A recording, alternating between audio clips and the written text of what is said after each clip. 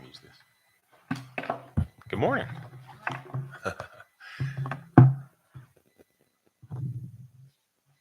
Is it good? Okay. Um, so if you want to look at the picture I sent this morning, is a pretty simple one. I asked Rhonda Ray if she'd. I think I asked you if you'd looked at it, wasn't it, Rhonda, or something like that? And she said she had, and I said, "Well, what is it?" She said, "It's a blank whiteboard." So I guess since I'm a teacher, she thought of whiteboard. It could be, but it's like a blank canvas. And I thought about this. The image is, I mean, it's just super simple. It's empty. It can represent, though, to me, a lot of pretty powerful thoughts, though, when you think about a blank canvas. And you think about looking at um, what a blank canvas can mean. Um, it can be something very, very positive. So I asked Rhonda Ray something about why do you think I did that? She goes, it's a blank canvas. She goes, well, God can paint on your body. And she meant, she's like, well, I mean, on your body. She's like, well, like in your life. I know what she meant. We just kind of chuckled because this just popped out of her mouth and we kind of had a chuckle. I want you to think about these verses in 1 John 1 and 9. If we confess our sins, he is faithful and just to forgive us our sins. The last part, and to cleanse us from all unrighteousness. When something's made clean, we think of it as being pure. That canvas is clean, a clean slate, something that's ready, holds potential and possibility and promise, that white canvas. That blank canvas. In Isaiah 1 and 18, come now and let us reason together, saith the Lord. Though your sins be as scarlet, they shall be as white as snow. Jesus changes things. He can clean up our lives. Though they be red like crimson, they shall be as wool. That blank canvas represents, to me, a lot of potential. When I think about a blank canvas, I think of something that can represent hope, something that can represent possibility. In Psalm 51 and 7, purge me with hyssop and I shall be clean. So the Lord giving us a new life, clean out our life, clean out our ways we can be a blank canvas, a fresh start, a new beginning. Wash me and I shall be whiter than snow. 2 Corinthians 5 and 17, therefore if any man be in Christ, he is a new creature. That blank canvas can become a new creation, can it? Because it's empty right now. It has the possibility, though, to be turned into something that others can enjoy. He is a new creature. Old things are passed away. Behold, all things are become new. So when we got saved, God gave us a clean canvas, so to speak. When I think about that canvas, I think about hope and possibility. And on when we got saved, giving us a clean canvas, so to speak, on which to paint our life experiences for others to view. It's not often somebody creates a painting or a piece of art and then they put it in a closet. Maybe they do. Maybe there's things that are private to people. Everybody has their own unique way of viewing things. But most cases, it is done so others can view it. After receiving salvation, we are given the blessed opportunity to build a new life with Christ. So we can let Him help build on our canvas that fresh start, that new beginning. We're given the amazing gift to begin painting on the canvas of our new life, but it needs to be with His guidance. I have to let Him guide the paint strokes. I'm going to use that as a major metaphor throughout the lesson. He will guide the paint strokes because, many things will follow us into our new life with Christ, won't they? People who go to paint often build from their past experiences. They use it as an outlet for what they're feeling. They use it as an outlet for their own creativity, which is often influenced by their life or what they're going through. So though we're given a new experience, a blank canvas, so to speak, something that Christ can begin decorating and helping portray an image that will be positive for others to view, we still bring with it our own past experiences, past decisions. You bring with it your family matters. You bring with it your friends, your work, your co-work, all those things that can come with us. The thing I appreciate, though, we have a master artist who can direct the paint or the image that is portrayed on our canvas to other people. He can build a beautiful image for us to present before a lost and dying world. And all those things that have were part of our past or even part of our present sometimes that we bring with us as we continue to paint on that canvas, or as we hopefully are continuing to allow God to, they don't have to influence it in a bad way. It can portray lots of things to people. There are people who will maybe paint something or create music or do something creative as an outlet after great tragedy. and it blesses other people. There are songs. The guy who wrote, um, I cannot remember right now. I had a book about him. May have been Amazing Grace, and he had captained slave ships. It was terrible, but he changed his entire life. And after great tragedy, he wrote a beautiful song. And I might be confusing two songs, so let me be clear. I will not ascribe a song to it. A song was created that we now can play and enjoy, or it can bless us. And I can't remember which one it is. I'm getting it confused in my head. But it came after his own personal tragedy. Tragedy doesn't have to paint a bleak picture, does it?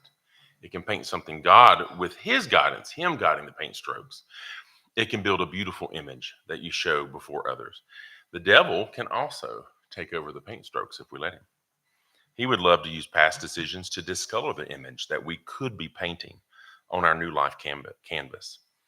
Artwork, I don't study art. I did take a generic class in college, which was quite interesting. Um, but artwork has been used to capture very tragic moments. It's been used to capture very beautiful moments too. But even if it captured tragic moments, Christ can help us paint a picture of victory. Victory can come from tragedy. Victory can come from hurt. Victory can come from your worst, absolute worst life experience. You can have a picture painted before others that shows dependency on Christ can still paint a pretty picture on your life canvas if you allow God to guide the paint strokes. There are moments of sadness that will be painted because we live in the real world. There are moments of hurt that may be painted. But the sum of those images on our life canvas, what do they equal is what I would ask myself. What do the images that are created on my life canvas, what do they portray to other people? Are they one of beauty for Christ, showing that serving him brings a beautiful life? Are the images depicting a life that shows overcoming power through the Lord? Or is it one of just tragedy and defeat? Paintings have probably been used to describe defeat. War victories or war heroes have been captured on art canvases. Will my life canvas show one of victory during a difficult circumstance, or only a sad image of compromise? It's up to my decision and my choice to who guides the paint strokes. Because I could let God, I could let devil, but oh, there's someone else I could let guide those paint strokes, and he gonna make a mess. Me. God helped me to think about those things for myself. And this, I told Rhonda Ray, you know, I've done lessons now for quite some time. Very seldom, I remember one time, I don't remember which lesson it was. I'm bad. People will mention Brother Wilkes referenced the lesson. Apparently he was here when I did. And I was like, oh, now what are you talking about? I could not remember. I just didn't remember. But he happened to remember some lesson or something, which was very kind of him. Um, but one thing I remember, there was a lesson one time. It's like it wore me out to do it. I don't remember that. That has not happened hardly, and that may have been the only time that's ever happened. This one for me was intellectually intriguing to think about. What does my life canvas portray to other people? That's a very serious thought for me that I want to reflect on. Because I think about, we can all try to paint an image, right? We can all give an effort to paint an image. But if I'm guiding the paint strokes, thank you, sir, then it's possible that image will not be appealing. In Jeremiah 29:11, for I know the thoughts that I think toward you, saith the Lord, thoughts of peace and not of evil, to give you an expected end. And I read that verse, and I love that verse. God wants to give us peace, even in the midst of a very difficult circumstance. He doesn't want to splash some horrific splash of color across our life canvas that will mar the image for others to witness. That's not how he operates. Often, if there's a splash of color in that direction, it was created and instigated from a decision or choice of my own, wasn't it? Because maybe I wasn't relying on him to guide the paint strokes. Maybe I made a decision, a hasty decision on my own with my own thinking, and I didn't rely on him to perfectly mix that paint color that would portray an image of victory and success. And we're all going to face defeat. I live in the real world just like you. But am I letting him guide the paint strokes? Because that will ultimately, the image I present could be him, or I could be unfairly attributing to him. That ain't right. Some artists try to take paintings and make such sophisticated copies, they try to portray them as by an original by someone else. That's not fair, is it, to the other artist? Because it's a fake. Well, I don't want to live that way either. I want to, if I'm saying he's guiding, I better let him be painting. He thinks wonderful thoughts toward all of us. Each day we live can be a new beginning, so to speak. Our expected end can be something wonderful to look forward to.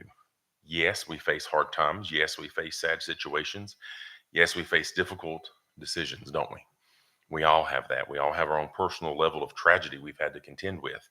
But what image does it paint on our canvas? That's determined by my reaction, my action, and my decisions. And what does it say to someone else? You can look at a painting, and this is what's interesting about art. Someone can look at a painting and feel one thing, and someone else can feel another. The beauty of Christ, he can use what we allow him to paint to speak to people in different ways too. For one, it may bring hope because they're going through the situation. For someone else, it may bring them the desire to pray for someone because they've never faced that situation themselves. Same thing with the art he creates in our life too, because we're all going to face hard things. However, the way these circumstances play out in our canvas largely depend on whom we yield control of the paint, to. Who do we yield control to the brush? If I try to control everything, we know what's going to happen. Likely the image will not be too pleasing on my life canvas, will it? Because I'm too busy trying to control the paint strokes. I'm too busy trying to decide which paint goes with which one, because that's the one that's surely got to make the perfect image. Well, why not let Christ guide that? And I'm using that as a major metaphor. I hope it makes sense. However, if I let Christ guide the brushstrokes of my actions, as I face these hard times, the image produced can be one that will be a witness to others. If I'm not cautious and I guide them, I become a witness to others too. On my word, he tried to take control and look what happened. And that can help other people. And maybe God has to reconfigure the image because I got to yield the control back to him. Spiritually, I may feel that I am in a deep, dark valley or a terrible wilderness of a trial. And if we're not there, then surely we have been, and unfortunately, there are other times that will come. But events all around me can be very discouraging. But, and this is so real, the devil can be trying to cause me to just give up hope, abandon the image. If you abandon a painting, it doesn't get finished, does it? And you never really know what could have been produced because someone just gave up so quickly. I don't want to be that way in my life. But God, the master artist, can help us not only survive the situations, he can give us a way through them that we would never even have imagined. In Isaiah 43:19, behold, I will do a new thing. Now it shall spring forth. Shall ye not know it? I will even make a way in the wilderness, and rivers in the desert. You might have been determined to think that a situation is going to be bleak and dark and scary. And that is the image, if not careful, we guide the paintbrush to create. But what if God paints one of hope and victory and triumph? If nothing else, to show persistence. In the end, Christ has helped paint a picture of encouragement during tragedy, victory during hardship, and overcoming power during a very, very serious trial. And all of that can be displayed on our life canvas, not for glory of ourselves. The purpose to show if you let him guide, he creates a beautiful image. We're not seeking personal glory. We shouldn't be. I don't want it. We should be seeking him to help us be a light to others. Now, the image painted on our life canvas could take other turns. If I try to take everything into my own hands, this is something that was a thought for sure, then I can mar that image. In 2 Corinthians 3:5, not that we are sufficient of ourselves to think anything as of ourselves, but our sufficiency is of God. But does my life canvas portray that image to others? If not careful, it's always me. It's very easy to fall prey to those things. It's very easy. The devil loves to make everything feel like it's got to be now and it's got to be right now and it's hasty, hasty, hasty, hasty. The sum of those images often, unfortunately, show poor decision, poor decision, poor decision, poor decision. Because we have to grow up out of that, don't we? God will help us. We have to rely on it. I do. I'll put it on me first. Listen, I don't mind a bit. I've had to learn from some of my past. I need him to guide those paint strokes. I need him to create that image. Or if not careful, I'm going to mar it because all I'm trying to do is be sufficient in and of myself. We are not sufficient in and of ourselves to deal with what life hands us. If I'm continually trying to take things into my own hands and work them out the way I want them to be worked out, I can really interfere with the image Christ is trying to paint before others on my life canvas. What if a situation I've entered into, is using it to try me and see if I will rely on him? I'm not wishing hardship on anybody, and some things aren't horrific, they're not horrible, but they can still teach us. And they can also be opportunities where I will fail if I'm not careful. because I just assume I've got it all figured out. If someone's painting a picture, I want you to imagine this. It may not be too easy to correct a mistake made with paint, is it? If you make a mistake with paint, that might be kind of hard to cover up. Maybe it's easy in some mediums. I don't know. I don't paint. But I think sometimes that can be kind of irritating for people and may even change the direction of the painting because they got to deal with the mistake. Well, what if Christ had this perfect image planned? I marred it. And now things have to be changed to accommodate because Danny was too sufficient in and of himself. And now the image has changed from what it could have been. He can still bless me, and he'll still help me, and he'll forgive me, and he'll help me move on. I mean, life is going to happen. But I need my sufficiency to be in Christ because I don't want to cause a mar on my life canvas for others to see because it might not be too easily corrected. And often some people will only find the mistake. They won't look at the overall beauty of something. They'll only look for what they can find to critique. As humans, we can do this and we can be upset with everyone but ourselves when our life image is not what we want it to be. And it's so easy. Oh, mercy. Especially I've noticed as I've aged in particular, it's just easier sometimes. I personally like getting older because I feel like you have some experiences to build from. They kind of let you let some things go. It's just sometimes easier to take responsibility. If you could just learn that when you're first young, it's really just easier in the long run to say, yeah, you're right. I screwed up. I didn't do that correctly, did I? How do I make it right? If you can learn that when you're young, life will be much easier when you get older. It's easy to think things, well, if so and so had not done this and that. Well, so and so promised this but didn't do it. I mean, we've all lived in these life. We've lived in this life long enough to know these things happen. Well, if so and so was more devoted, then I would have not had to deal with blah blah blah.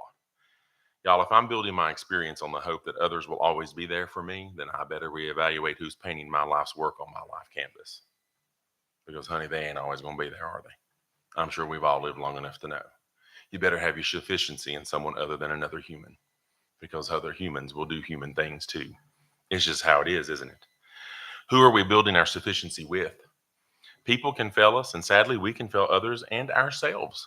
We're human beings, and I'm not making excuses for wrongdoing, nor promoting or hoping you do that. But my sufficiency needs to be in Christ. Christ will always be there, even when others are not. I can let a situation or a person's failure to me mar my image. Shame on me. My sufficiency needs to be in Christ. He will be there. Life will move on, whether I like it or not. But what painting is being portrayed on my canvas before others to witness? Because people evaluate art, right? They're called art critics. Well, we're going to face some critics. And the best we can do is somebody can find something they don't like. We're going to have to contend with that. That's just life. But sometimes those mars are my fault. I've had several mars in my life experiences, and I've had to learn some lessons. Christ will paint your life experiences on your life canvas, tailored towards the burden he places on your heart, because we are unique individuals, aren't we? Just like art is unique, you can give somebody a topic. If I had done that as an activity and asked all of you to take out a piece of paper and I had named a topic and said, draw the first thing that comes to your mind, would they necessarily match? Because you're all different. All of you have a different burden, a different purpose. There are many overlaps and there are many commonalities, but we are still different people.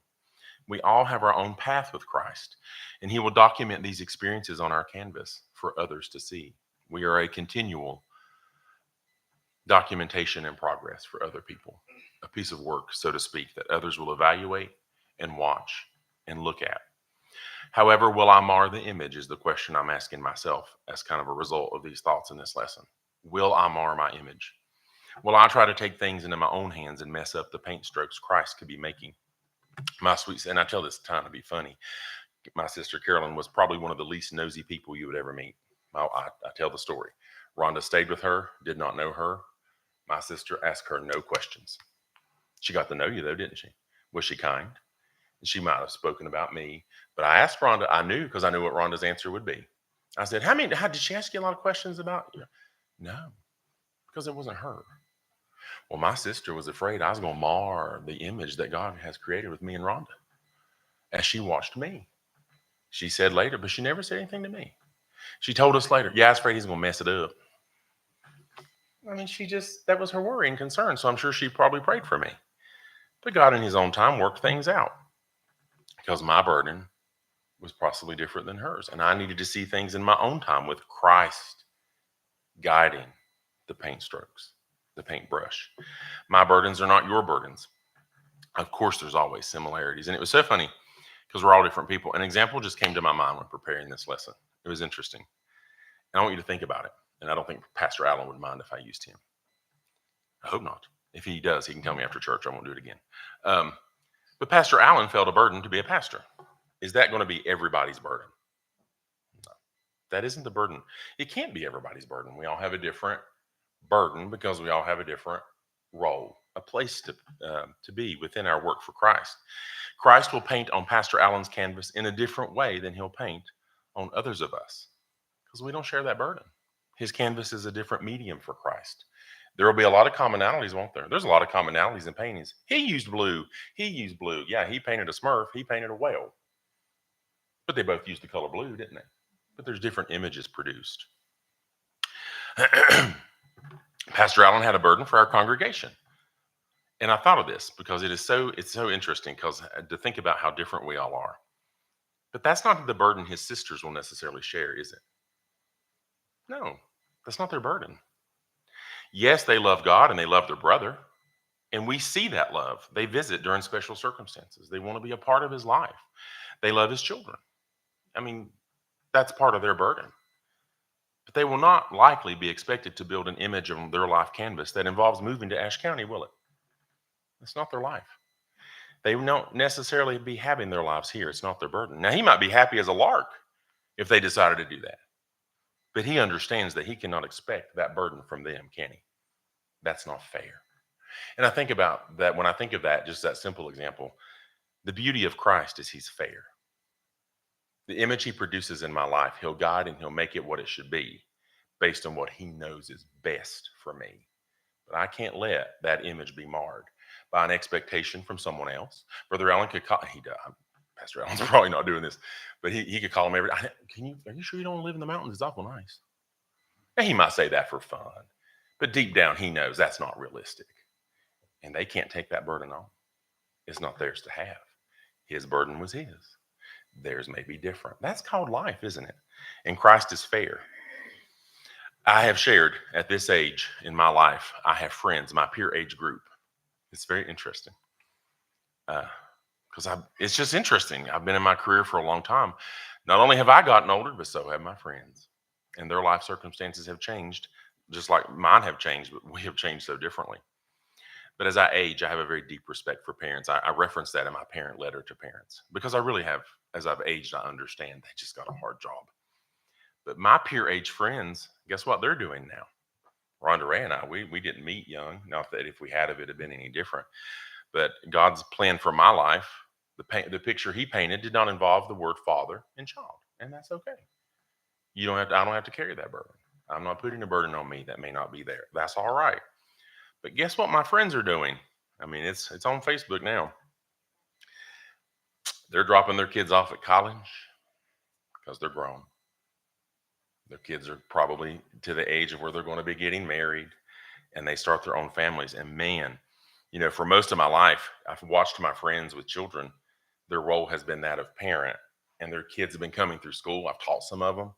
And now I almost could it's just interesting to look when they post their photos. It is so different now. The canvas has changed. The direction of the painting will now change because life has changed. God, in his perfect wisdom and using the paint strokes of his own brush to paint my life, did not include those matters for me. And I'm okay with that. But I deeply respect, I very much do, as I witness it, that parents navigate. I mean, my coworker the other day, he's close to his family, and they dropped their baby off in a dorm. And I saw the pictures. My mama dropped me off one day when we did that. But those parents navigate the changes that come as their children become adults. My friends are really contending with that. One of their kids, she shared this cute story, one of my coworkers. Yeah, my daughter texted me. I had class. It's 1:00. I'm done. What do I do? And she sent back, whatever you want. I mean, because they're so used to a structured life. It's very different when you hit, boom, you in the real world, baby. I had a roommate one time. I don't know that he ever went to class. Well, he didn't last long. Trust me, he wasn't there for very long as my roommate because he didn't make it. Because life is now upon you. You must grow up.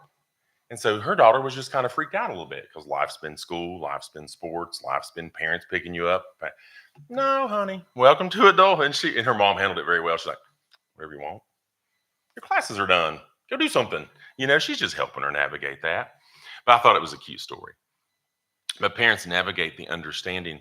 Adult children will have their own burdens, won't they? And they have their own walks in life. And I know that's an easy comment from someone like me because I don't have to deal with that. But we were all once children and we grew up. And what did we all develop? Our own lives. I mean, that's just it. That's just part of it. So I can relate from the perspective of a child. And I think about how one parent's burden, it may not match their child's burden, mightn't it? They're two different people painting two different images on a canvas for others to see. And to superimpose my image on someone else's canvas, that's a fraud. In art, that's fraudulent artwork, isn't it? It's where they try to pass off an image as someone else created it. Nope. You got to be an original in this life. And Christ helps us, doesn't he? So Rhonda Ray and I, we don't have kids. I can't speak to that. From those of you who've weathered, those who may be listening to this and weathering it, from the individuals of parent, I do say, God bless you. I feel for you. I respect you. But I do know this, and I built from my own life experiences, because when I do these lessons, Rhonda Ray will tell me in a fun way, in a sweet way. She's like, you don't talk about your childhood. I mean, I'm not avoiding anything. I don't have a hidden secret childhood that I was smuggling. No, I'm just kidding. I mean, I don't have anything. But I think about, because my father died when I was very young. So my mom was my primary parent. But I'm a very different, now Brother Austin knew my mom. Brother Austin, am I a very different person than my mom? I got on her nerves. She knew I loved her more than my life. She knew I was her manager, her secretary. I scheduled her appointments. I took her to her appointment.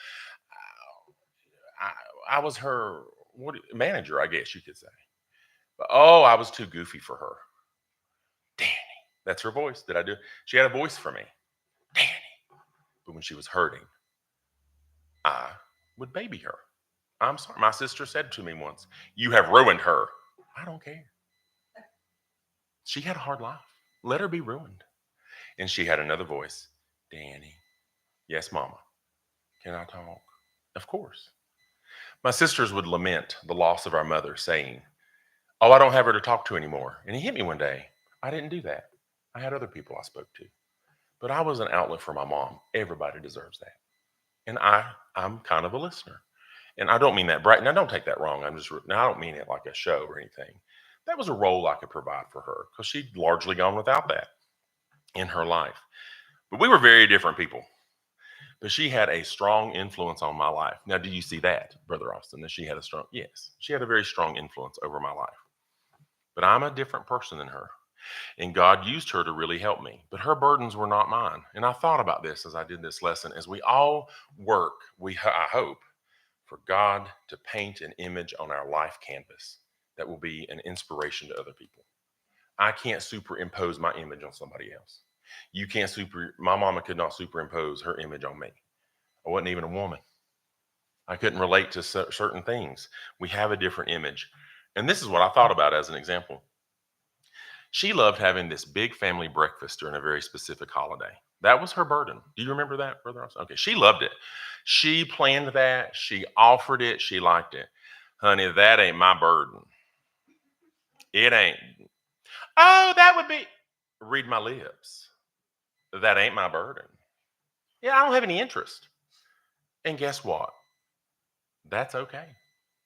I'm not her, isn't it? That's okay. I'm not her. Carolyn kind of enjoyed that. That's okay. And if something changes my mind, it'll be all right. But that's not me. And I'm not doing anything wrong by being me. I will paint my life canvas, but I want it with God's direction. And that's a silly, silly example. I mean, I use that as silly. But we each have a path to walk with Christ. I don't want to interfere with your walk. I don't want to do that accidentally because I'm superimposing what Danny thinks you need to be. I'm not God. Christ. Now people can be used to help and offer guidance. to help you understand how to rely on God so he can guide the paint strokes. I'm not talking about that kind of reliance on people. That can be a positive, beautiful thing. But can you imagine trying? Now, I want you to think about this for real. You're trying to paint on a big old canvas. You got the perfect idea, but someone else is on there painting over your picture. You gonna like that? Now there you are painting, Sister Debbie painting this beautiful picture, and here comes Rhonda Ray. Oh, wouldn't that be cute with whiskers? She wasn't even painting a cat. I mean, would you? Now we're laughing, but would you enjoy that? You gonna smack them off like an annoying gnat? That's rude. And I think about that. Can you imagine if that were a situation? You paint something, they come behind you and paint over it. That is annoying. It's pure interference. And I really thought about that on a very serious note. I don't want to interfere with somebody else's life canvas. I can't superimpose myself over someone else's, but I hope I can be a help. I hope I can pray that they'll rely on God to guide the paint strokes. I hope I can be an encouragement and show love. But God is the master artist, not Danny. I can't superimpose that on somebody. Ephesians 2:8. For by grace are ye saved through faith. And I love these 4 words, that not of yourselves. It is the gift of God. I need to rely on him as the master artist for my life work. Isaiah 64:8. But now, O Lord, thou art our Father, and we are the clay, and thou our potter, and we all are the work of thy hand. We are all the work of the master artist. I didn't use that analogy or the imagery of the clay, but I do like what a blank canvas can represent. New beginnings, possibility for what can be painted on it, hope for something inspiring to be created, something that will help and encourage other people. Each of those ideals can be the hope we can have for Jesus and the work he does in our lives. He gives us a new beginning, making us a new creature as we're saved, and we read in those scriptures. Each day can be a new beginning too, can it? If we feel like we interfered too much with the master artist on the paint strokes yesterday, then I better learn a lesson and don't repeat that. Then I work hard to interfere less today. God help me. If you don't need it, you pray for Danny. God help me. The blank canvas represents possibility. Who knows what an artist might create with the inherent potential of a blank canvas? And we each hold potential, don't we? And that is the thing I love about my job. As a classroom teacher, I view all the kids as having potential. That is the beauty, that is the gift my career gives me. I get to view people as potential. Some of you have to view coworkers as irritants. Some of you have to view them as whatever, because you have a different role. Now, hopefully you can reframe that mindset. What image are you painting when you view them that way? Or God forbid, treat them that way? What image are you painting on your canvas before them? Be mindful of that. We all have a duty to be mindful of that. But I do deal with the real life just like you do. Some kids demonstrate more potential than others, but does that mean I show them favoritism? Some kids are inherently more obedient, but does that mean I love them more? Some kids catch on to concepts very quickly and reenact them and apply them extremely quickly, very well. That doesn't mean I value them more than the others who are struggling. Some kids choose not to try their best, but does that mean that I choose to stop trying with them? I hope not. I better not. So I asked this question. I was thinking as I was typing this, it's easy to apply that in my job because I deal with kids. But you think about just even us as a small body of people sitting in this one room together, and ask yourself this question. Who in this room we are in right now is not worth caring about, loving, and valuing? Because my hope is that, of course, I would hope that no one can come to our mind. In a classroom, kids will know if I care by watching my actions, won't they? And it's the same for adults with other adults. The image we portray on our canvas show who we let guide it, who we rely on, what we care about as far as what's important to us because it's on our canvas. And I thought about just in my day job, there's always things I don't approve of. There's always things I may not even understand. And that can apply to someone else and the image they're painting on their life canvas. And unfortunately, if I don't let God be the master artist, then the devil's there ready to make up his own paint strokes on our canvas, isn't he? He'll freely and gladly take over if I let him. But I did think about the fact, just like in my job, I can still care about others and the image they're creating, whether I understand it or not, because I can pray for them. I can demonstrate love. Is my canvas providing an inspiration? Do you think people have ever looked at art and then created their own as an inspiration? Possibly. Is that a goal we have? It can't just be about image per se, though it very much matters. But what does it inspire, or does it inspire someone else?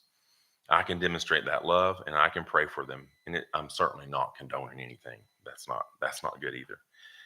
I just want to be a light to others. I want others to see that if someone lets Christ guide the paint strokes on their life canvas, then the person can have an image that brings hope, that personifies love, and encourages others to want to seek out Christ. A true work of art will make someone think.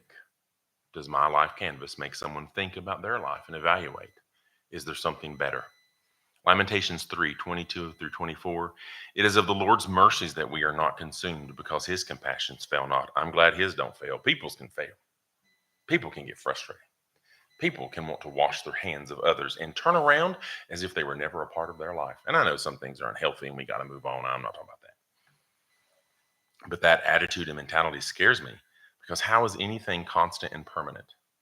To be so accustomed to nothing being permanent and everything being temporary is emotionally and mentally unhealthy. Once paint's on canvas, it's pretty much permanent, unless you can make it different, or you can mask it, or you can somehow use a chemical to remove it. But some things in life need to be permanent and need to be there and can be an example to someone else. They are new every morning. Great is thy faithfulness. The Lord is my portion, saith my soul. And I love this. Therefore will I hope in Danny, him. My hope and sufficiency must be in him to guide the paint strokes. You might be watching. Have you ever seen kids when they color, especially little ones? Those of you who had little kids, but I've seen little kids coloring, and you're like, what do they think the big black line is there for? Especially when you're a little bit of my personality, and it's like, why don't why don't you just stay in that line? Maybe their artwork doesn't want to stay in that line when they're 5 years old, and that's all right. Leave them alone, Danny. Let it be a 5-year-old. My mama she was one of the most patient, kind people you'd meet. But as she got older, she was just an old woman. She was tired. She'd lived a lot of life, ends up battling something physically for who knows how long. And she had a goofball for a last child who ended up teaching middle school. And they have made my brain is mush. I think I'm adult ADD because I'm pulled in all so many directions. I've gotten used to life being that way. And my mom was so funny. I would be around, let's say, my great niece, Montana, and the two of us together was something else. Rhonda is still fascinated by it, and Montana's soon be old enough for her license, and she's changed a tremendous amount. More adult life. It's fascinating the changes they go through. But when she was little, we played, and we could get loud.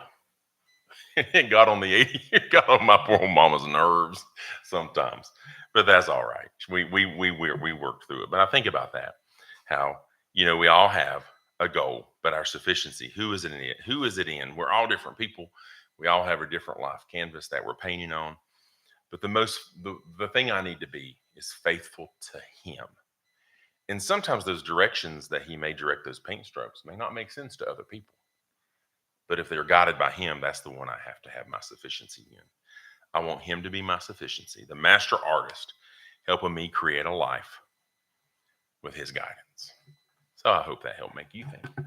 I'm through, brother Austin. Well,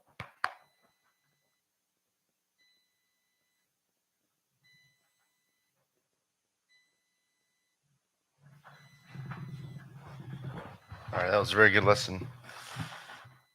We'll take a short break and we'll resume our service shortly.